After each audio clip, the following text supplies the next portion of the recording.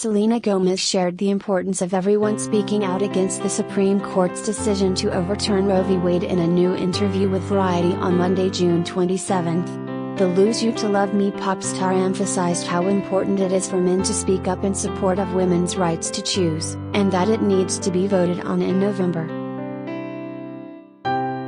While at the premiere for the new season of Only Murders in the Building, Selena, 29, explained how she was feeling after the Supreme Court opted to overturn the landmark case.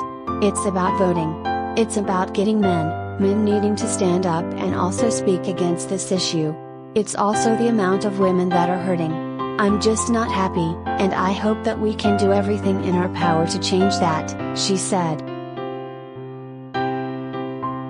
Other than calling on men to stand up and her fans to vote in support of women's right to choose, Selena also directed her fans who need resources to check her social media. In a pair of tweets after the decision came through, the singer shared a link for fans to donate to Planned Parenthood Action.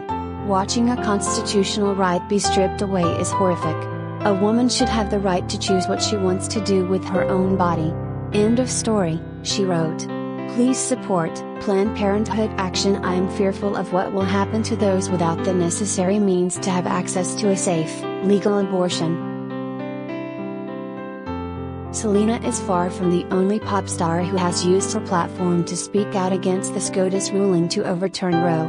Singers like Taylor Swift and Madonna have also clapped back at the Supreme Court after the ruling was passed into law on Friday.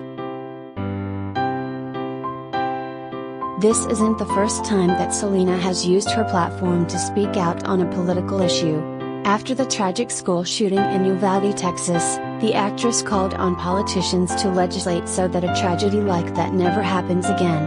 "Those in power need to stop giving lip service and actually change the laws to prevent these shootings in the future," she wrote.